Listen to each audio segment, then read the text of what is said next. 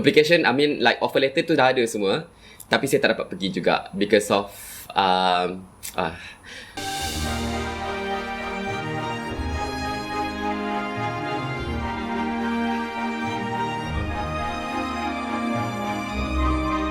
Assalamualaikum dan salam sejahtera. Saya harap semua sihat. Selamat kembali ke episod yang ketiga untuk mega series Oxford Kesarjanaan Perindu ini. Episod sebelum ini saya dah cerita berkenaan dengan saya punya keputusan SPM ketika itu tidak membenarkan saya untuk saya mendapatkan cita-cita saya lah. Yang pertama adalah cita-cita untuk menyambung pengajian dalam bidang perubatan, itu yang pertama.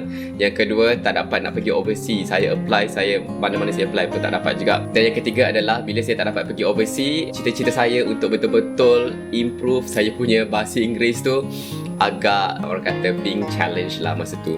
So nak tak nak, saya masa tu saya consider that phase of my life antara salah satu zaman kejatuhan atau zaman gelap saya lah. Tapi tak apa, syukur Alhamdulillah saya apply juga beberapa universiti di Malaysia untuk bidang perubatan. Untuk bidang perubatan pun kena reject. Saya ingat lagi tak silap saya apply UIA, Universiti Islam Antarabangsa Malaysia pun tak lepas, dan beberapa universiti lain lah. Lala saya dapat bidang farmasi di UiTM Shah Alam. Tapi masa tu Alhamdulillah ada rezeki lain yang datang, yang mana saya dapat offer pengajian untuk Express Mara, panggilnya Express Mara, tajaan Mara kita. Terima kasih banyak Mara. Yang mana offer tersebut datang dengan menggunakan saya punya keputusan percubaan SPM. Alhamdulillah, keputusan percubaan SPM saya cukup kuat untuk saya dapat tawaran untuk sambung Express Mara di UTM, Universiti Teknologi Malaysia di Johor Bahru lah. Dan menarik tentang Express Mara punya program ini kerana program ini adalah program yang betul-betul dia intensif tau. Dia combine matrikulasi punya content, punya syllabus, yang mana setahun itu dipendekkan kepada 5 bulan macam tu, dalam 5 bulan. So bayangkan memang kami punya 5 bulan tu memang betul-betul intens lah. But Alhamdulillah saya berjaya habiskan saya punya 5 bulan itu dengan keputusan yang agak cemerlang. Dan kalau saya boleh share sedikit, 5 bulan itu masa tu saya masuk dekat UTM pada bulan 1 lah. Bulan 1 saya tak ingat 2004 ke 2005 kot, 2005, yang mana masa tu calon-calon SPM masih lagi menunggu mereka punya keputusan lah. Dan kami yang dapat Express Mara ini, ataupun orang panggil ni Mara Fokus, sebab orang fokus untuk dapatkan first class lah bila masuk degree nanti. So kami masuk bulan 1 sampai bulan 5, bulan 6 macam tu kami dalam program intensif Express Mara itulah. So itu yang berlaku. Alhamdulillah saya pun keputusan yang agak cemerlang, dan masa tu saya pakai keputusan itu untuk masuk degree lah, masuk ijazah sarjana muda di UTM juga. Dan masa tu ada beberapa pilihan kursus yang saya boleh pilih. Masa tu memang tak ada harapan lah untuk saya sambung bidang perubatan, tapi antara banyak pilihan yang ada adalah satu bidang yang sangat unik pada saya, yang dipanggil bidang kejuruteraan bioperubatan, yang maksudnya kita combine biomedical, medical, biologi dan engineering. Dan masa tu saya masih kuat lah, saya punya minat dalam bidang sains, bidang biologi. Saya pun minat juga mathematics, memang saya suka sangat mathematics. Dan bila saya tengok macam antara banyak pilihan tu, saya pernah ambil je lah bidang kejuruteraan bioperubatan itu. Ada orang kata kalau tak dapat jadi medical doctor pun jadi jurutera kepada doktor pun boleh lah. So masa tu okey lah, tak apalah, ambil je lah bidang itu.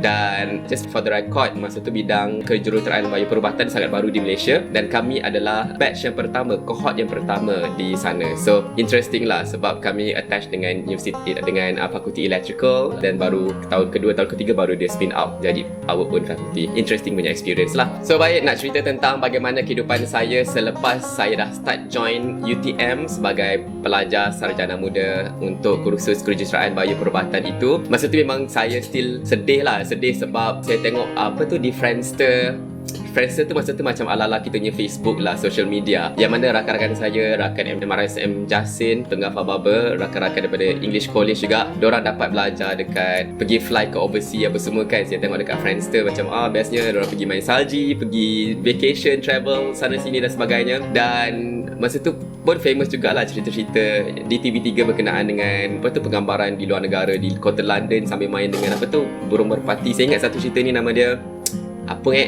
cerita tu Cinta Antara Benua. Saya ingat lagi, Ali Nazira penyanyi dia. Tajuk lagu dia macam ni, tiada kata harus ku lafazkan untuk menyatakan cintaku padamu.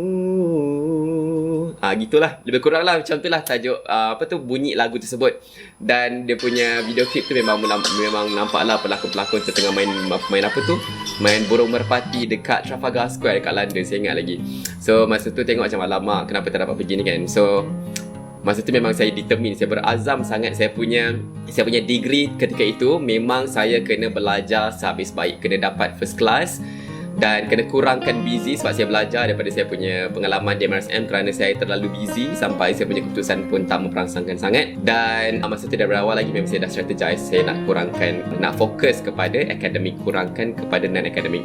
So Alhamdulillah, kedebak. Okey, nanti dalam video yang lain saya akan kongsi bagaimana saya mendapat akhirnya pengajian saya di UTM itu. Saya mendapat this list semester 1 sampailah semester yang ke-8, dan akhirnya saya dapat anugerah dekan, syukur Alhamdulillah, dan juga saya dapat anugerah Naib Chancellor. Dan insyaAllah saya akan kongsilah dalam video akan datang berkenaan dengan bagaimana saya dapatkan this list ni lah.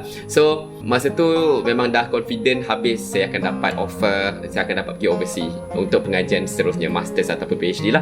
Dan saya cuba apply, dan Alhamdulillah saya dapat offer juga fast track di UTM, fast track daripada degree terus ke PhD. Masa tu boleh, saya tak pasti sekarang boleh ke tidak. Dan juga saya dapat offer, saya apply basically dekat University of Aberdeen dekat Scotland. Masa tu memang nak pergi negara sejuk kan, dan saya dapat juga offer daripada University of Aberdeen.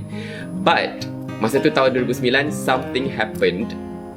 Memang application, offer letter tu dah ada semua, tapi saya tak dapat pergi juga because of satu sebab yang nanti saya akan kongsi dalam episod yang seterusnya. But saya ended up stuck sekali lagi di Malaysia. So saya sambung pengajian saya di Malaysia dalam PhD fast track, hanya beberapa bulan sahaja PhD fast track di UTM ketika itu. Apa yang berlaku selepas tu saya akan kongsi dalam episod yang seterusnya, kerana beronak duri juga ketika itu. Dan insyaAllah saya harap perkongsian saya kali ini, saya harap sedikit sebanyak dapat orang kata memberi pencahayaan bahawa untuk kita dapatkan apa yang kita nak. Sebagai contoh, saya dapat akhirnya sampai ke Oxford University. Perjalanan dia bukan straightforward, memang macam roller coaster. So orang kata pengajaran yang paling saya dapat belajar daripada percaturan Allah itu adalah the right time will come. Rezeki tak salah alamat. So kita teruskan perjuangan kita, usaha kita teruskan dengan hati yang terbuka, kita redha juga, dan kita kena tahu bahawa kita ini hanyalah hamba. Dan hamba yang sebegini, hamba yang macam kita ni masih penuh dengan rahmat sebenarnya, kerana Allah beri kita usaha, ada beberapa factors ataupun elements yang kita masih boleh somewhat control dengan izinnya. So itu antara pengajaran yang besar saya dapat daripada saya punya degree dan perjalanan saya nak ke luar negara.